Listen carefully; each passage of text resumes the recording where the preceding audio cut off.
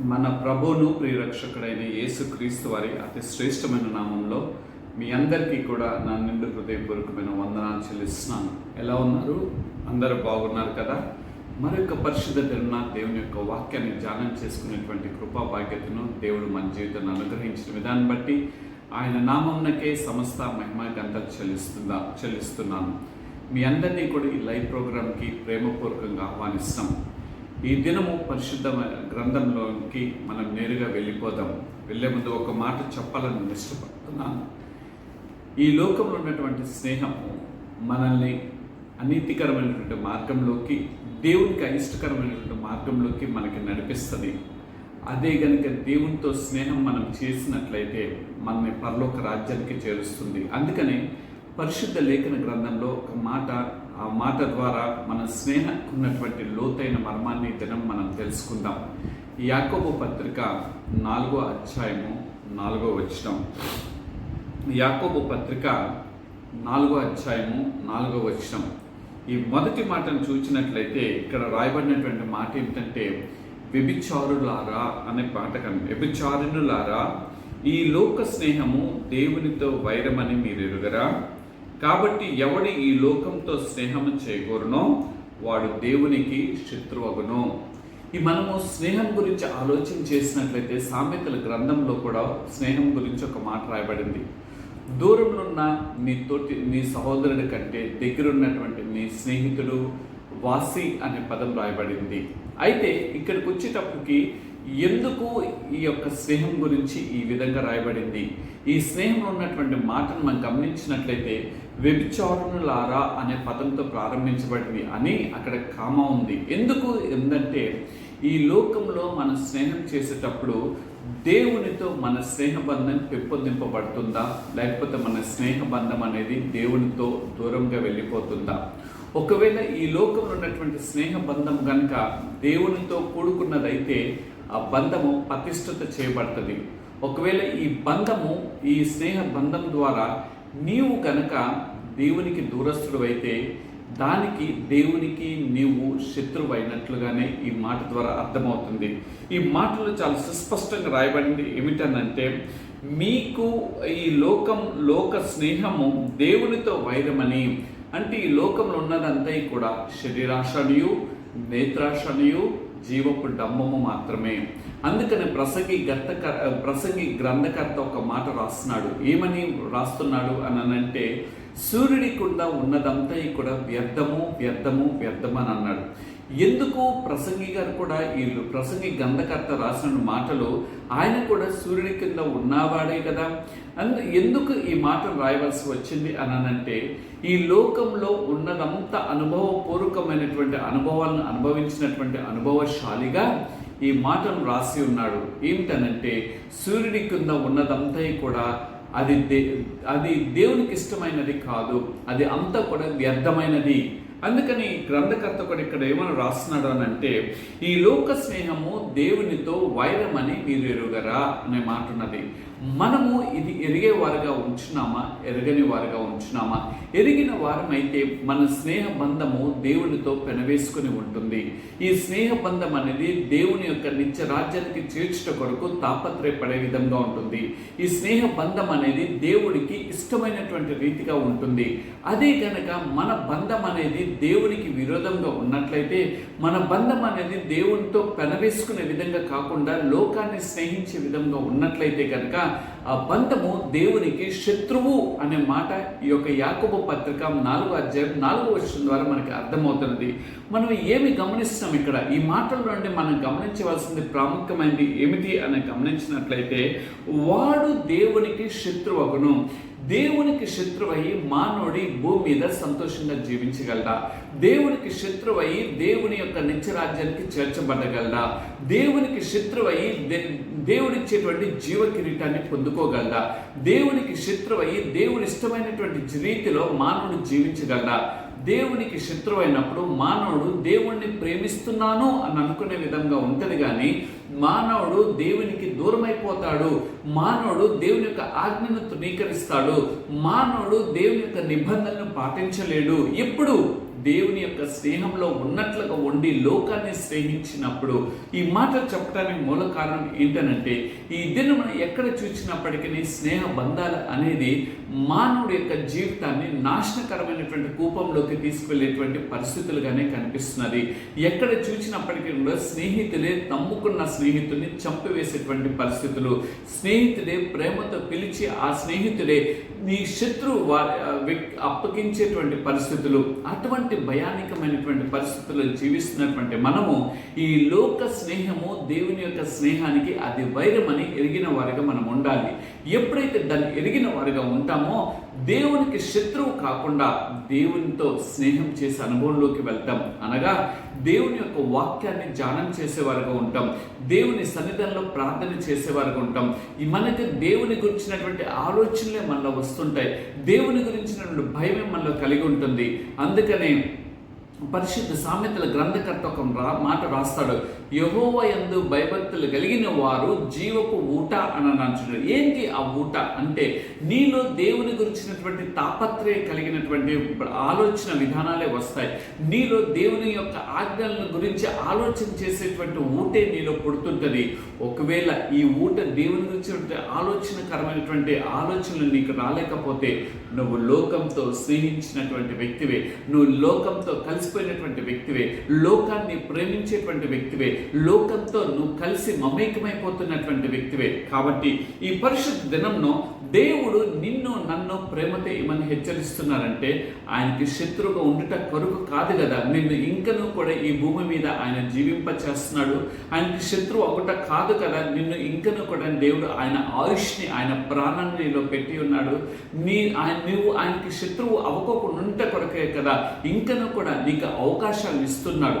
అయోగ్యులమైన మనకి, యోగ్యత లేని వారమైన మనకి, అర్హత లేని వారమైన మనకి ఆయన అర్హత కృపా బాధ్యత ఏమిటో తెలుసా? చాలా మంది అంటుంటారు, నేను దేవుని కొరకు ఏదో పని చేస్తుంటే దేవుడు నా జీవితంలో నాకెందుకు ఈ నష్టాన్ని కలగచేస్తున్నాడు, దేవుడు నా జీవితంలో ఎందుకు ఈ బాధని తీసుకొచ్చి ఉన్నాడు, నా జీవితంలో దేవుడు ఎందుకు నా కుటుంబ పరిస్థితులు అన్నీ కూడా చిన్న భిన్నమైపోయేటువంటిది ఉన్నది అనంటే, నువ్వు దేవునితో స్నేహించవలసింది బదులుగా, అనగా దేవుని సన్నిధానంలో నువ్వు సమయాన్ని గడపవలసింది బదులుగా నువ్వు ఏమి చేస్తున్నావో తెలుసా? లోకంతో స్నేహించి ఉన్నావు. అనగా నీ యొక్క ఆశలను నెరవేర్చట కొరకు, లేకపోతే నీకు వారితో ఉన్నటువంటి బంధాన్ని పెనవేసుకోవటం కొరకు. ఒకవేళ నువ్వు నిజముగా దేవునితో స్నేహించిన ఎలా, ఒక మాట నేను ఇక్కడ చెప్పాలని ఇష్టపడుతున్నాను. నీ తోటి వారు, నీ తోబుట్టువులు నిన్ను ప్రేమించకపోయినా, నీ తోబుట్టువులు నిన్ను ఆదరించకపోయినా, ఆదరించగలిగేటువంటి, ప్రేమించగలిగేటువంటి దేవుడు. అందుకని యోహాను సువార్త 3వ అధ్యాయము 16వ వచనంలో ఒక అద్భుతమైన మాట రాయబడి ఉంటుంది. దేవుడు లోకమును ఎంతో ప్రేమించెను అని అంటూ, కాగా ఎంతగా ప్రేమించాడో తెలుసండి. దానికి ఎలకట్టలేనటువంటి ప్రేమను ఆయన ప్రేమించాడు, వెళ్ళకట్టలేనటువంటి స్నేహమునితో చేయాలని ఇష్టపడుతున్నాడు. అందుకనే కాగా తన అద్వితీయ కుమారుని యందు అనే మాటను, తను అతిగా ప్రేమించినటువంటి తన కుమారుని నీ కొరకు నా కొరకు బలియాగం ఇవ్వటానికి ఇష్టపడేటువంటి గొప్ప ప్రేమ కలిగినటువంటి స్నేహము దేవుడు నీ పట్ల నా పట్ల కనపరిచి ఉంటే మనము దేనితో స్నేహం చేస్తున్నావు? అందుకనే ఈ స్నేహానికి కొద్దిగా నీ జీవితంలో ఏమిటి దేవునికి నీకు శత్రుమైనటువంటి కార్యములు ఉన్నాయో ఈ దినం మనం కొద్దిసేపు ధ్యానం చేసుకుందాం. 1 తిమోతి రాసిన పత్రిక 6వ అధ్యాయంలోకి వెళ్దాం. 1 తిమోతి రాసినటువంటి పత్రిక 6వ అధ్యాయము 6వ వచనం నుండి కొన్ని మాటలు చూసుకుందాం. సంతుష్టి సహితమైన దైవభక్తి గొప్ప లాభ సాధనమై ఉన్నది.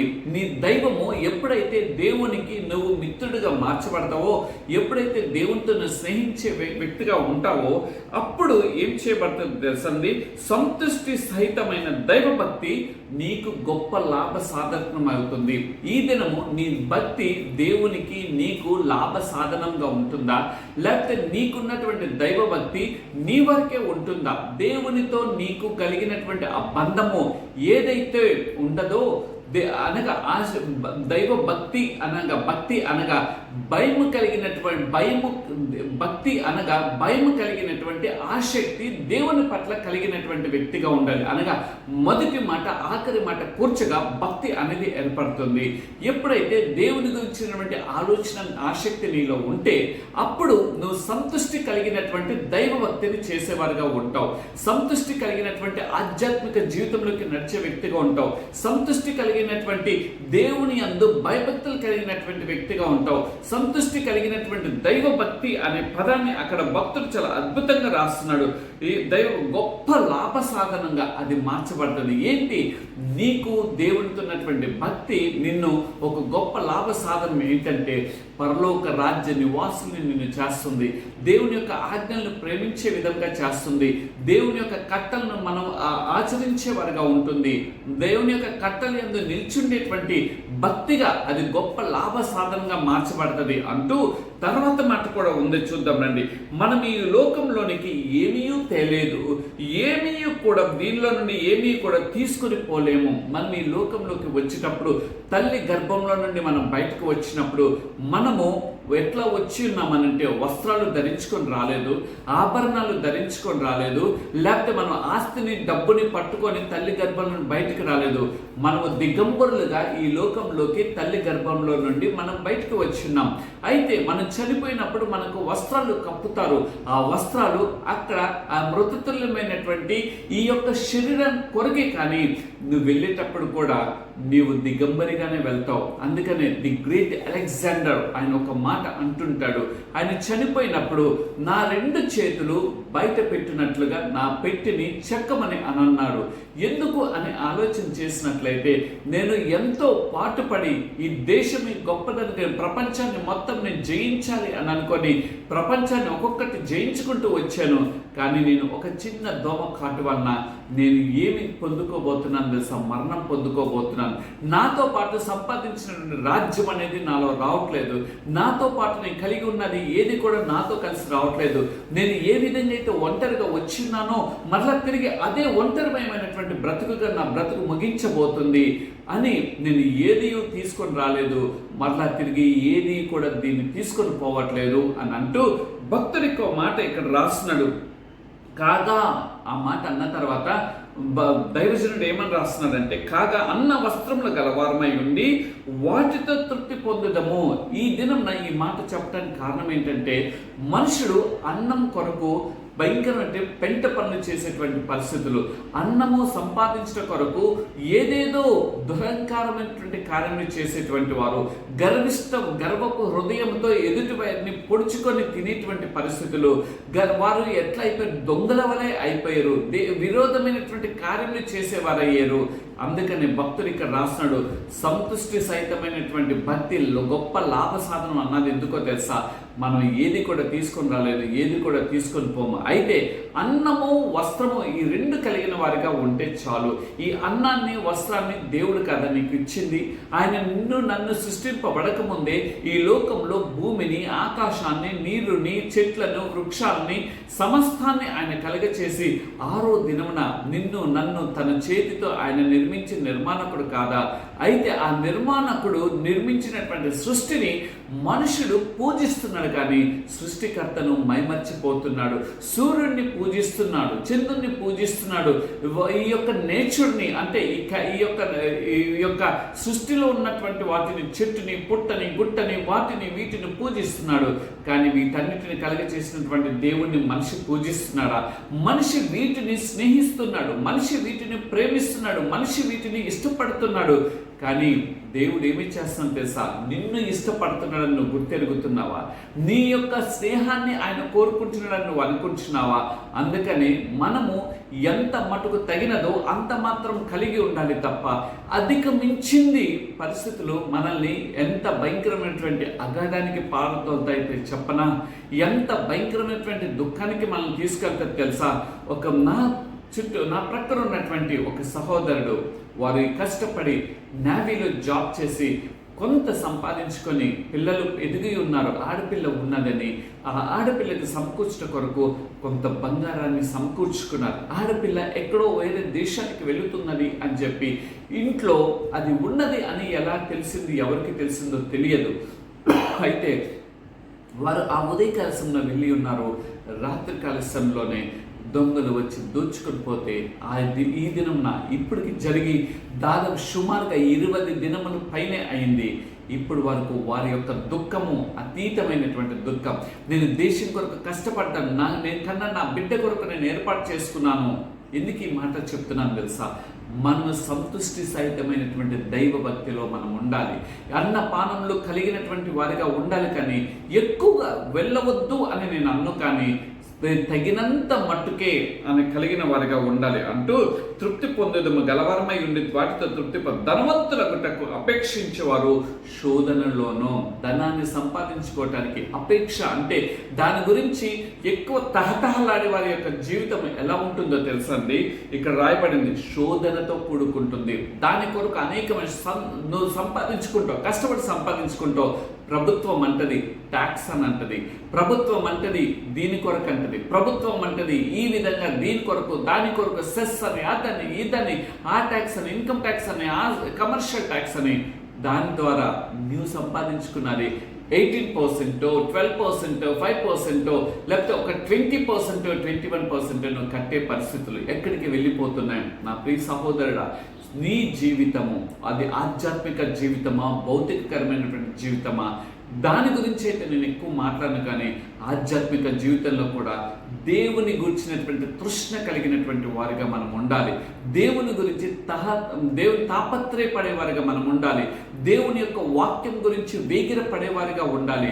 దేవుని సన్నిధానంలో ఆయన ప్రత్యక్షతను అనుభవించడం కొరకు ఆలోచన కలిగిన వారిగా ఉండాలని ఈ మాటల ద్వారా అర్థమవుతుంది. ఇంకా చూడండి, ఇవన్నీ చెప్పుకుంటూ వచ్చి 10వ వచనం, ఎందుకనగా ధనాపేక్ష సమస్తమైన కీడులకు మూలము, కొందరు దాన్ని ఆశించి విశ్వాసము నుండి తొలగిపోయి. ఈ మాటలు చెప్పడానికి దేవుడు ఏదైతే స్నేహము విశ్వాసంతో మానవుడితో చేయట కొరకు ఆయన ఆకారంలో ఆయన రూపంలో చేసి ఆయన ప్రాణాన్ని పెట్టి ఉన్నాడో, ఆ మానవుడు ఆ విశ్వాసాన్ని తొలగిపోయి వారు ఏమైపోయి ఉన్నారు? నానా బాధలతో తమ్మును తామే పొడుచుకొనిరి. ఈ దినంలో డబ్బును సంపాదిస్తున్నావు, నీ కుమారుడి కొరకు నీ కుమార్తె కొరకు సంపాదిస్తున్నావు. తల్లిదండ్రులుగా మన బాధ్యత కూడా.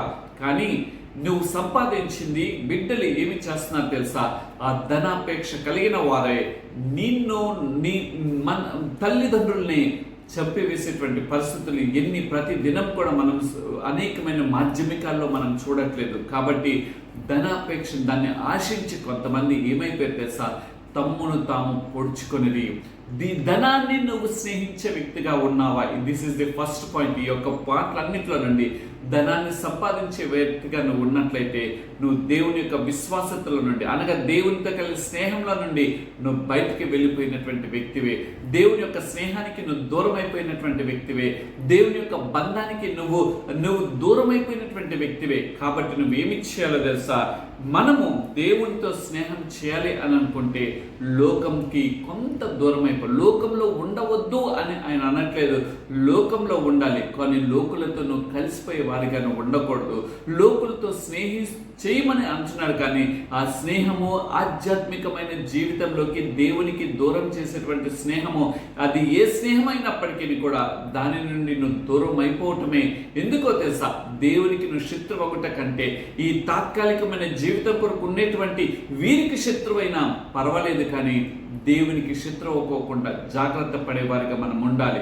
కాబట్టి మొదటిగా ధనాపేక్షను ఆశించి విశ్వాసం నుండి తొలగిపోయి దేవుని యొక్క స్నేహానికి దూరమైనటువంటి ఫస్ట్ క్యారెక్టర్ని మనం చూస్తున్నాము.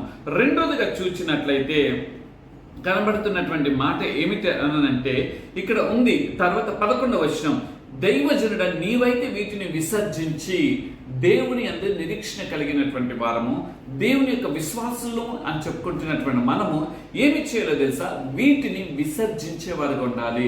నువ్వు అంటూ ఉండవచ్చు, నేను సంపాదిస్తేనే కానీ నా కుటుంబము పోషణ జరుగుతుంది, నేను కాదు అని అనను. కానీ సంతుష్టి సహితమైనటువంటి నీకు కలిగినటువంటి అన్నపానంలో ఎంత మేరకు దాని కొరకు తాపత్రయపడి, కానీ నీ కుటుంబాన్ని విడిచిపెట్టి, నీ కుటుంబంలో నీ బిడ్డలకి నువ్వు ఏర్పరచుకున్నటువంటి నీ భార్య, నీ భర్త వచ్చి, నీ పిల్లలు వచ్చి, నీ కుటుంబీలకు దూరం అయిపోయి ఏదేదో కోట్లాది రూపాయలు సంపాదించాలి, వారికంటే నేను ఎక్కువ ఉన్నతమైన స్థానంలో కనబడాలి, వారికంటే నేను ఉన్నతమైన స్థానంలోకి వెళ్ళాలని నువ్వు తాపత్రయపడ్డావే అనుకో, నీ జీవితము ఏమవుతుందో తెలుసా? అది నిన్ను నువ్వుగా పొడుచుకొని చనిపోయేటువంటి సందర్భం. ఒక మాట నేను చెప్పాలని ఇష్టపడుతున్నాను. ఒక మంచి వ్యక్తి, ఆయన మంచిగా పరిపాలన చేసినటువంటి వ్యక్తి, అయితే ఏం జరిగిందో తెలుసా? ఏమి జరిగిందో అయితే ఈ దినానికి కూడా నాకైతే తెలియదు, కానీ తనంతటికి తానుగా ఆత్మహత్య చేసుకొని చనిపోయి ఉన్నాడు. మన అందరికీ తెలుసు ఇంకొక వ్యక్తి, కాఫీ డే అని ఉన్నది. ఆ వ్యక్తి ఎంత మంచి వ్యక్తి అంటే, ఆ ఎంప్లాయీస్ ఆయన చనిపోయినప్పుడు ఏడ్చి ఉన్నాడు. ఏమిటి అని అంటే, ఆయన ఏదో ఒక కాఫీ డే అని ఒక బ్రాండ్ అనేది భారతదేశం అంతా పడిపోవాలి, అవసరమైతే ప్రపంచ దేశాలు కూడా విస్తరింప చేయాలని ఆశించి ఆయన పాపం దాని గురించి రాత్రనగా పగలనగా ఆయన ఎంతో కష్టపడి ఉన్నాడు. కానీ జరిగింది ఏమిటంటే, అది కొంత నష్టాల్లోకి వెళ్ళింది. మనకు చాలా కొన్ని సంవత్సరాల క్రితం మనకు తెలుసు, ఆయన ఆత్మహత్య చేసుకొని చనిపోయి ఉన్నాడు. దేని కొరకు? ధనాపేక్షను ఆశించి తమ్ముడు తాను పొడుచుకోవటమో, లేకపోతే తమ్ముడు తాను మరణానికి కారణం అవుతుంది. అయితే రెండో పాయింట్ ఏంటంటే, దాన్ని విసర్జించు.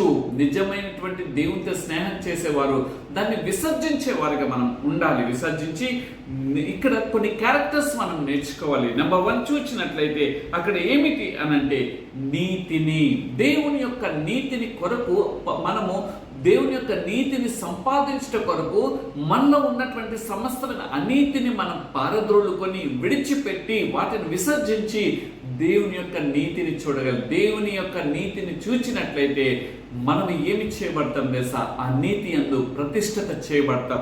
రెండోది, భక్తిని అలవర్చుకోవాలి. అంటే భయము కలిగి దేవుని యందు ఆసక్తి కలిగిన వారిగా ఉండాలి. ఎప్పుడైతే నువ్వు భయము అనగా యెహోవా యందు భయభక్తులు కలిగిన వారు ఇలాగూ వర్ధిల్లుదురు అని ఉన్నాయి చూసారా? ఎలాగూ వర్ధిల్లుతారో అక్కడ తర్వాత మాటలు ఉన్నాయి. ఆ మాటలు ప్రతి 127వ సంకీర్తన మనం గమనించినట్లయితే ఎలా వర్ధిల్లుతారో అక్కడ కనిపిస్తున్నది. కాబట్టి మనం ఎలా ఉండాలంటే, మన భక్తి విధానము దేవునితో స్నేహించే విధంగా ఉండాలి. మూడవదిగా చూసినట్లయితే విశ్వాసమును అనే పదం. మనం దేవుడు మనకు అనుగ్రహించే విశ్వాసం నందు నిల్చుండేటువంటి భక్తి మనలో ఉండాలి. మన విశ్వాసము ఎలా ఉండాలో తెలుసా? అది కష్టమైన, శ్రమైన, ఇరుకైన, ఇబ్బంది అయిన, బాధ అయిన, వేదనైన, అది మన ముందున్నటువంటి ఆ పర్వత పరిస్థితులైన, మన ముందున్నటువంటి గచ్చ పొదల లాంటి పరిస్థితులైన, మన ముందున్నటువంటి సముద్ర తరంగాలు మన మీద దాడి చేయడానికి వచ్చినా నువ్వేమి చేయలేదు తెలుసా? దేవుని యందు కలిగినటువంటి విశ్వాసం నందు తప్పిపోకుండా నిల్చుండేవారిగా ఉండాలి. గొప్ప గొప్ప భక్తులు వారికి ఉన్నటువంటి పరిస్థితులన్నింటిని విడిచిపెట్టి వారు చిన్న చిన్న పనులు చేస్తూ దేశానికి వచ్చి వారికి ఆస్తి పాస్తుల్ని సైతం విడిచిపెట్టి వచ్చి వారు ఈ దినంన దేవుని యొక్క విశ్వాసత నిల్చున్నారు. కాబట్టి ఒక గొప్ప సాక్షులుగా ఈ భూమి మీద నిల్చున్నారు. నా ప్రియ సహోదరుడా, నా ప్రియమైన సహోదరి, ఈ పరిశుద్ధున్న విశ్వాసమును నీలో పెంపొందించుకొని ఆ విశ్వాసమునకు కర్తయు దాన్ని కొనసాగించు వాడునైనా యేసు వైపు చూచేవారిగా మన ఆత్మీయ జీవితం ఉండాలి. అటువంటి స్నేహాన్ని, దేవుని అందు విశ్వాసతను నిల్చుండేటువంటి స్నేహాన్ని మనం కోరుకునే వారిగా ఉండాలి. ఇది రెండో పాయింట్. ఇక్కడ అంటూ తర్వాత మాట విశ్వాసమును, ప్రేమను, ఇది మరొక పాయింట్. ప్రేమ అనేది చాలా ప్రాముఖ్యమైనది. ఈ లోకంలో ఉన్నటువంటి ప్రేమలు ఎలాంటి ప్రేమలు అనంటే అవి స్వార్థపూరితమైనటువంటి ప్రేమ. ఆ ప్రేమలు ఎలాంటివి అనంటే అది నీతో అవసరం ఉన్నప్పుడు ఎంతో మక్కువను చూపించేటువంటి ప్రేమ. ఆ ప్రేమకు మనం బానిసలం అయిపోతే జీవితకాలం అంతా మన బ్రతుకు బానిసకరమైనటువంటి బ్రతికే. అదే కనుక మనం దేవుని యొక్క ప్రేమను కలిగిన వారిగా ఉంటే ఏది నష్టాన్ని కలగజేస్తుందో, ఏ ప్రేమ నిజమైన ప్రేమో, ఏ ప్రేమ అబద్ధమైన ప్రేమో, ఏ ప్రేమ అయితే నా కొరకు కష్ట సమయంలో నిలబడే ప్రేమో, ఏ ప్రేమ అయితే కష్ట సమయం తప్పించుకుని పారిపోయేటువంటి ప్రేమో, ఏ ప్రేమ అయితే నన్ను ఆదరించేటువంటి ప్రేమో, ఏ ప్రేమ అయితే నా కష్ట సమయం ఉన్నప్పుడు నన్ను అపహాస్యం చేసేటువంటి ప్రేమో నువ్వు గుర్తెరుగుతావు. ఎప్పుడో తెలుసా? నిజమైన ప్రేమ అనగా ఇందాక చెప్పినట్లుగా దేవుడు లోకమును ఎంతో అని అన్నారు చూసారా? ఆయన ప్రేమకు వెలదులు లేనిది, ఆయన ప్రేమకు హద్దులు లేనటువంటి ప్రేమ. అందుకనే భక్తులు రాస్తారు కదా, ఇర్మియా గ్రంథకర్త శాశ్వతమైన ప్రేమతో అనే పదాన్ని రాస్తున్నాడు. ఆయన విడువక అని అంటూ అది ఎట్లాంటి తెలుసా? ఇంకా దానికి there is no countable agape అని ఒక పదాన్ని వాడారు భక్తుడు. ఈ పరిశుద్ధ దిన నీవు దేవుని ప్రేమను సంపాదించుకోవాలి, దేవుని ప్రేమను స్నేహించే వాడిగా నువ్వు ఉండాలని, దేవుని ప్రేమ యందు నిల్చుండే వ్యక్తిగా నువ్వు ఉండాలని, దేవుని ప్రేమకు బద్ధుడివై ఉండాలని, నీవు దాని యందు ఎట్లా నీవు దేవుని దయనైతే విసర్జించాలని ఆ రెండో పాయింట్లో నేను చెప్పి ఉన్నానో, నీకు సంతుష్టి సహితమైనటువంటి దైవభక్తిని ఇలా అలవర్చుకున్నప్పుడు ఈ యొక్క క్యారెక్టరిస్టిక్స్ అనేది మన ఆధ్యాత్మిక జీవితంలో వస్తాయి. కాబట్టి మనము ప్రేమను పొందుకుందాం. ఐదోదిగా ఓర్పును సంపాదించుకుందాం. ఓర్పు అనేది ఆధ్యాత్మిక జీవితంలో ఎంతో ప్రాముఖ్యత అయి ఉన్నది. నీ కళ్ళ ముందే అపహాస్యం చేస్తుంటారు. ఇక్కడ ఒక మాట చెప్పాలని నేను ఇష్టపడుతున్నాను. ఏమిటి అనంటే, యేసుక్రీస్తు ప్రభువారు ఆయన నడుస్తున్నప్పుడు ఆయనతో పాటు నడిచిన వారు అనేక మంది, వేలాది మంది ఉన్నారు. ఆయనతో పాటు అనేక మంది అద్భుతమైన కార్యాలను చూచిన వారు ఉన్నారు. ఆయన బోధనలు వినటానికి ఎక్కి కూర్చున్నప్పుడు ఆ బోధనలు విన్న తర్వాత వారు ఆధ్యాత్మికమైన ఆహారాన్ని భుజించినారు. వీరికి శరీర రీతైనటువంటి ఆహారాన్ని కూడా సిద్ధపరచాలని చెప్పి ఆయన చేసినటువంటి గొప్ప కార్యం ఏమిటో తెలుసా? ఆ చేపలు రొట్టెల ద్వారా కొన్ని వేల మందికి పంచినట్లుగా అక్కడ కనిపిస్తున్నది. నా ప్రియ సహోదరుడా, అంత గొప్ప ఓర్పుతో ఆయన వాక్యాన్ని విన్నప్పుడు మన జీవితంలో కూడా మన ఊహింప సఖ్యం కానటువంటి కార్యములు మన దేవుడు మన జీవితంలో చేయగలడు. మన దేవుడు ఆయన ఎటువంటి వాడనంటే, ఆయన ముఖము మీద ఉమ్మి వేసిన ఆయన ఓర్పును సహించున్నాడు. ఆయన యొక్క డొక్కలో పొడిచిన నన్నెందుకు పొడుస్తున్నారు అని ఆయన నోరు తెరవలేదు. ఆయన బాధిస్తున్న శరీరం అంతా కూడా నాగలి దుక్కినట్టు దుక్కుతున్నా సరే ఆయన మౌనంగానే ఓర్పును సహించున్నాడు.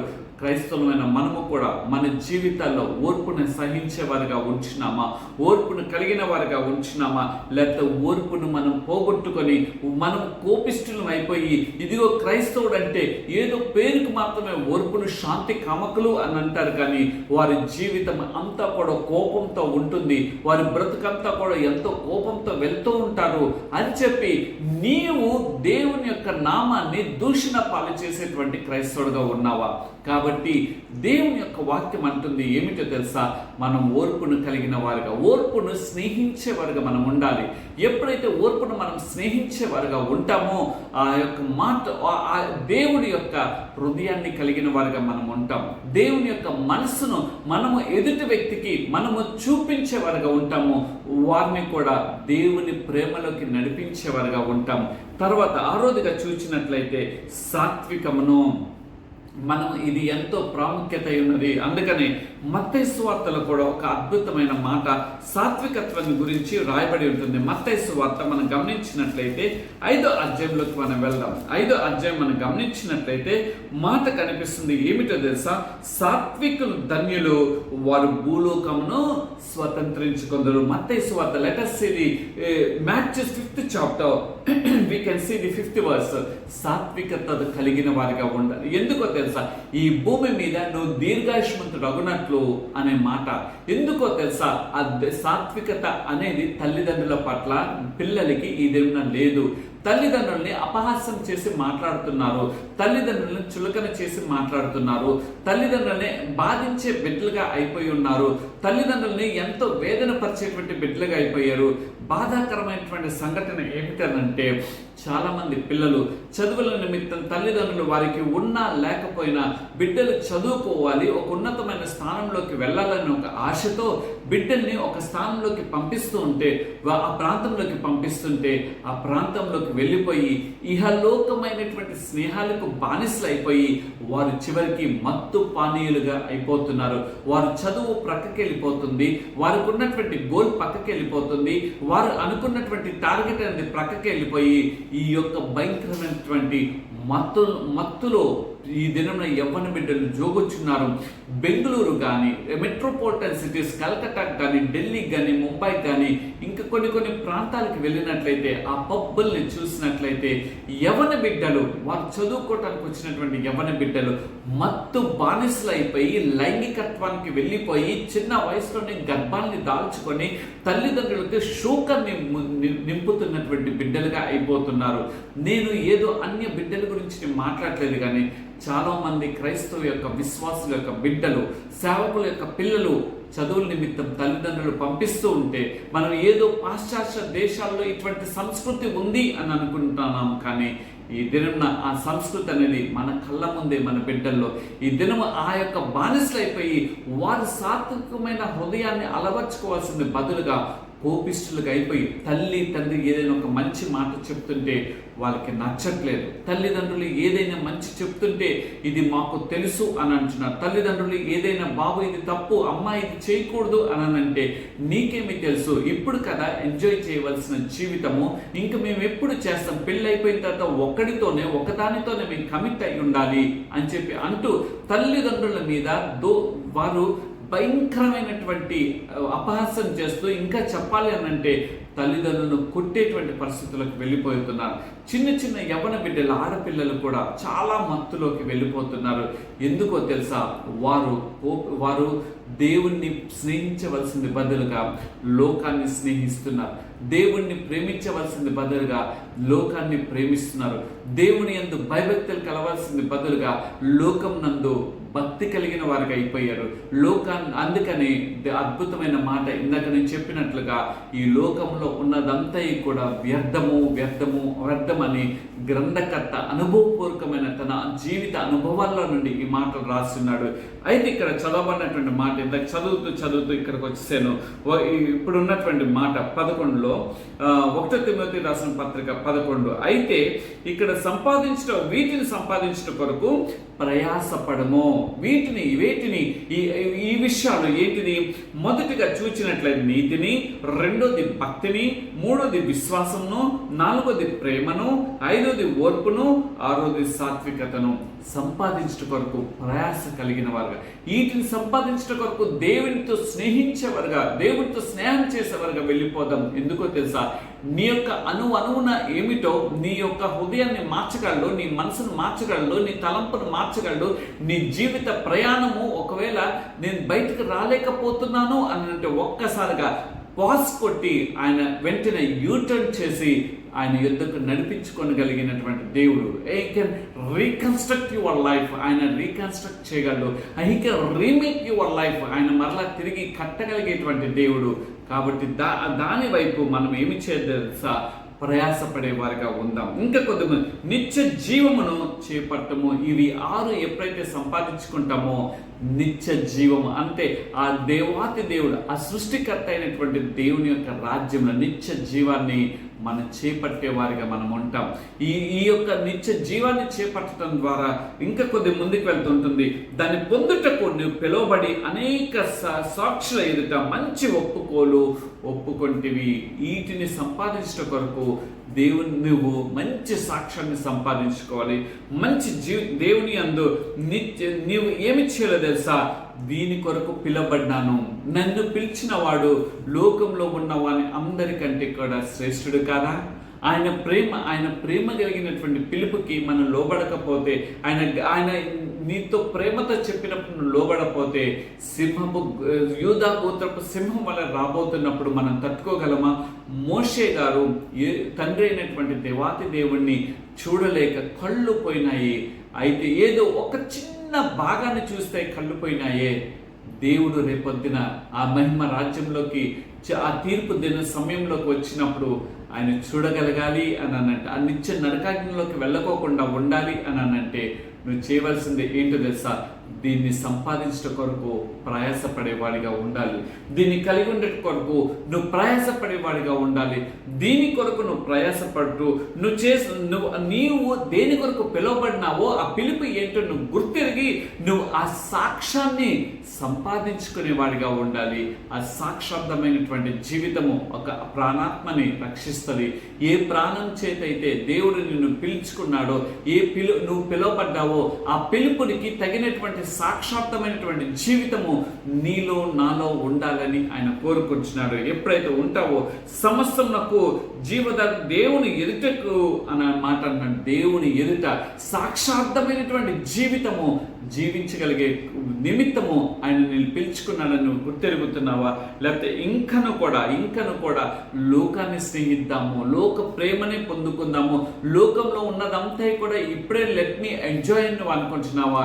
This is a temporary life. నువ్వు ఒకవేళ తెలిసి చేసినటువంటి పాపమైనా తెలియక చేసినటువంటి పాపమైనా దేవుని సన్నిధానంలోకి వచ్చి సంతుష్టి సహితమైన దైవభక్తిని నువ్వు అలవర్చుకున్నప్పుడు దేవుడు వాటన్నిటిని విసర్జించే ఆలోచన దేవుడే నీకు కలగచేసి ఆయన యొక్క ఉన్నతమైనటువంటి నిత్య రాజ్యానికి నేను నివాసులుగా చేస్తాడు. అందుకని మనం దేవుడు ఏమంటే నీ మాట చూసుకొని ముందుకు వెళ్దాం. తర్వాత రెండో భాగం నెక్స్ట్ వీక్ చెప్తాను. అందుకని రోమిల్కి రాసిన పత్రికలో ఒక మాట రాస్తాడు గ్రంథకర్త.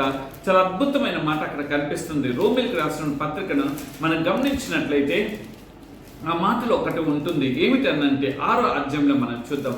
Let us come to the Romans 6th chapter 6th verse నుంచి ఏమనగా మనం ఎక్కడో పాపమునకు దాసులము కాకుండాటకు పాప శరీరం నిరర్ధక మగునట్లు మన ప్రాచీన స్వభావము ఆయనతో కూడా సిలువ వేయబడినని ఎరుగుదము. మన ప్రాచీన స్వభావం పాపముతో, అందుకనే భక్తుడైనటువంటి దావీదు గారు అంటాడు కదా, నా తల్లి గర్భంలోనండి పాపముతో నేను పుట్టిన వాడిని, మీరు నన్ను కలుగచేసిన విధానం గురించి నేను ఆలోచించేస్తే భయమును, వణుకును, ఆశ్చర్యమును కలుగుచున్నది అని అంటున్నాడు. మనము కూడా సులువుగా పాపములకు చిక్కులు పెట్టేటువంటి సమస్త విధమైన బానిసకరమైన బ్రతుకు నుండి విడుదల పొందుకొని మనము యేసు వైపు చూచేవారుగా ఉందాం. అందుకని ఇక్కడ మాట, మనం ఇంకా పాపములకు దాసులము కాకుండా ఈ దినమైన ఆ దాస్యపు శృంఖలాల నుండి విడుదల పొందుకొని దేవుడిచ్చేటువంటి స్వాతంత్రతలోకి మనం వెళ్దాం. దేవుడిచ్చేటువంటి దేవుడు మనతో కలిగి ఉన్నటువంటి స్నేహ బంధము ఏదైతే విడిపోయిందో మన ఆదిమ తల్లిదండ్రుల ద్వారా మరలా తిరిగి ఆ స్నేహ బంధాన్ని పెంపొందించుకుందాం, మరలా తిరిగి ఆ స్నేహ బంధాన్ని పునరుద్ధరించుకుందాం, మరలా తిరిగి ఆ స్నేహాన్ని కాంక్షించే వారిగా మనం మారిపోదాం అంటూ తర్వాత అంటున్నాడు చూడండి 6లోనే మన ప్రాచీన స్వభావం అంటే మనం దేవునితో స్నేహించాలంటే మనలో ఉన్నటువంటి ప్రాచీన స్వభావం. అందుకనే భూలోకంలో మనకున్నటువంటి ఒక సామెత ఏంటో తెలుసా, పుట్టుకతో వచ్చినటువంటి బుద్ధులు చావుతోనే పోతాయి. అయితే దేవుని పాదాల దగ్గరికి వస్తే పుట్టుకతో నీ ప్రాచీన స్వభావం ఏదైనప్పటికీ కూడా నీ ప్రాచీన స్వభావాన్ని మార్చగలిగేటువంటి దేవుడు, నీ ప్రాచీన స్వభావాన్ని దేవుడికి ఇష్టమైనట్టు ఎప్పుడైతే ఆయన పాద చెంతకు నువ్వు చేరుతావో సమస్తమైన దుర్నీతి నుండి, సమస్తమైన పాపము నుండి, సమస్తమైన లోక ఆశల నుండి, సమస్తమైనటువంటి ఈ లోక నిన్ను పాడు చేసేటువంటి శరీర కార్యముల నుండి దేవుడు మాత్రమే నిన్ను మరల్చి ఏమి చేయగలడో తెలుసా, మనల్ని ఆ ప్రాచీన స్వభావాన్ని విడుదలిచ్చి ఆయనతో పాటు మనము కూడా ఆశీర్వాదకరమైనటువంటి ఏ సిలువైతే శాపము అని అన్నారో, ఏ మన బ్రతుకులైతే శాపం అన్నాయో ఆ బ్రతుకుల ద్వారా ఒక ఆశీర్వాదాన్ని దేవుడు ఇవ్వగలడు. ఆ దేవుడు ఇచ్చేటువంటి ఆశీర్వాదము అది అన్నిటికి కూడా ఆశీర్వాదము. ఆ ఆశీర్వాదంలో నేను ఉండాలని అంటే మనం చేయవలసింది ఏమిటో తెలుసా, మన ప్రాచీన స్వభావాన్ని మనం విడిచిపెట్టి యేసు సిలువ వైపు చూద్దాం. యేసు సిలువను మనం స్నేహించే వారుగా మారిపోదాం. ఎప్పుడైతే యేసు క్రీస్తు వారు మన కొరకు చిందించినటువంటి మన అర్థమైనటువంటి బ్రతుకు అనగా ప్రాచీన పాప స్వభావాలన్నిటిని విడిచిపెట్టి ఆయన నీకు దేవునికి నిటారైనటువంటి ఆ పరలోక రాజ్య నివాసాన్ని ఆయన ఏర్పాటు చేయడానికి ఇష్టపడుతున్నాడు. కాబట్టి నా ప్రియ సహోదరుడా, ఈ పరిశుద్ధ దినమున దేవుడు నీతో నాతో మాట్లాడుతున్నారు ఏమిటో తెలుసా, మనము దేవునితో స్నేహించేవారుగా మారిపోవాలని, దేవుని యొక్క స్నేహాన్ని కాంక్షించేవారుగా మనం ఉండాలని, అదే మనము సంతుష్టి సహితమైన దైవభక్తిని అలవర్చుకునేవారుగా ఉండాలని, మనం వచ్చేటప్పుడు ఏ ధనాపేక్ష నుండి విడుదల పొందుకునేవారుగా ఉండాలని, వాటిలో విడుదల పొందుకోవాలంటే వేటినంటే ఒక 6 లక్షణాలు: నీతిని అనే విషయము, 2ది భక్తి అనే విషయము, 3 విశ్వాసం అనే అంశము, 4ది ప్రేమను, 5ది ఓర్పును, 6ది సాత్వికమును మనం సంపాదించుకొని దేవుని కొరకు ప్రయాసపడినప్పుడు మనలో ఉన్నటువంటి ప్రతి విధమైన పాప ప్రాచీన స్వభావాలను తీసివేసి ఆయన సిలువ రక్తం చేత మనల్ని పవిత్రగా మార్చి మన యొక్క స్నేహము దేవునితో పెనవేసుకున్నట్లుగా దేవుడు కృపాభాగ్యతను ఆయన మనకు అనుగ్రహిస్తాడు. అటువంటి మహా గొప్ప కృపాభాగ్యత దేవుడు మనందరికీ దయచేయును గాక. ఆమేన్. రండి చిన్న ప్రార్థన చేసుకొని మనం ముందుకు కొనసాగిపోదాం. సర్వోన్నతుడ, సర్వశక్తిమంతుడ, ఈ పరిశుద్ధ దినమున మీరు ఇచ్చినటువంటి వాక్యాన్ని బట్టి వందనాలు చెల్లిస్తున్నాం. మా యొక్క స్నేహము ఈ లోకమైతే మమ్మల్ని పాడు చేస్తుంది. అదే మా స్నేహం మీతో ఉన్నట్లయితే మా జీవితాల్ని తండ్రి నిత్య రాజ్యానికి చేరుస్తారు, నిత్య జీవాన్ని పొందుకునే కృపా భాగ్యతను ఇస్తుంది. మీరు ఇచ్చినటువంటి వాక్యాన్ని 30 60 100 ఫలింపచేయమని తండ్రి, విన్నవారు వినబోతున్న వారందరి జీవితంలో ఈ వాక్యం ద్వారా మీ మహిమ కలిగిన కార్యములను మీరు జరిగించమని, అయ్యా రాబోతున్నటువంటి రెండో భాగాన్ని కూడా దీవెనకరంగా నాతో మొదటగా మాట్లాడండి, మా అందరితో మీరు మాట్లాడండి, మమ్మల్ని మేము సరిచేసుకునేటువంటి కృపా భాగ్యత మాకు అనుగ్రహించండి. మీ ప్రత్యక్షతలో మేము జీవించగలిగి మీ ముఖ దర్శన కాంతిని చూడగలిగే అనుభవంలోకి మమ్మల్ని నడిపించమని మీ దయగలిగిన హస్తాలకి మమ్మల్ని మేము అప్పగించుకుంటూ, తండ్రి మీరు కలుగ చేసినటువంటి పరిశుద్ధ దినాన్ని బట్టి మీకు స్తుతులు చెల్లిస్తూ, అయ్యా అభాగ్యుడిని, ఎన్నిక లేనివాడిని నన్ను తండ్రి మరొకసారి మీరు నన్ను హెచ్చరించి సరిచేసినందుకు మీ కృతజ్ఞతలు చెల్లించుకుంటూ, మీరు రాకడ ఆలస్యమైతే మరొక పరిశుద్ధ దినాన మిమ్మల్ని కలుసుకొని మిమ్మల్ని ఆరాధించి మహింపరచగలిగే కృపా భాగ్యత, మీ యొక్క సత్య వాక్యాన్ని నేర్చుకొని మేము అనుసరించేటువంటి కృపా భాగ్యత మాకు దయచేయమని మీ దయగలిగిన హస్తాలకి మమ్మల్ని మేము అప్పగించుకుంటూ, నజరుడైన యేసు క్రీస్తు వారి అతి శ్రేష్టమైన నామంలో ప్రార్థించి వేడుకొంచున్నాం తండ్రి, ఆమేన్. తండ్రి దయ, కుమారుని ప్రేమ, పరిశుద్ధాత్మ అన్యోన్య సహవాసం మనందరికీ తోడై ఉండి, ఆయన యందు నిల్చుండి, ఆయనతో సహవాసం చేయగలిగి ఆయనతో స్నేహించే వారుగా దేవుడు మనల్ని స్థిరపరచునుగాక. Amen, amen, amen. మంచిది నా ప్రియ సహోదరుడా, నా ప్రియమైన సహోదరి, ఈ పరిశుద్ధ దిన దేవుని యొక్క వాక్యాన్ని పంచుకునే కృపా భాగ్యతను, అదేవిధంగా ఈ వారంలో దేవుని యొక్క స్వార్థ విషయంలో కూడా వెళ్ళడం దేవుడు కృపా భాగ్యతను ఇచ్చినాడు. నా గురించి, నా పరిచర్ల గురించి, నా యొక్క ఆధ్యాత్మిక జీవితం దినం వెంబడి దినము పేరు కాదు కానీ, చెప్పేది 10 మందిగా 5 ఒక్కరికి అనేది కాదు కానీ, ఒక్క ఆత్మ రక్షించుట కొరకు నేను పడుతున్నటువంటి ప్రయాస గురించి, దాని గురించి దేవుడు ఇంకను ఆరోగ్యం ఇచ్చి నూతనమైన ఆయన యొక్క మదిలో ఏదైతే ఉన్నదో ఆయన మదిని నా ద్వారా ఆయన బయలుపరిచినట్లుగా మీ అనుదిన ప్రార్థనలు జ్ఞాపకం చేసుకోమని మీ యొక్క ప్రార్థన సహాయ సహకారాలు కోరుకుంటున్న మీ యొక్క ఆత్మీయ సహోదరుడు Kalapala Sanjay. Thank you very much. God bless you all. Shalom.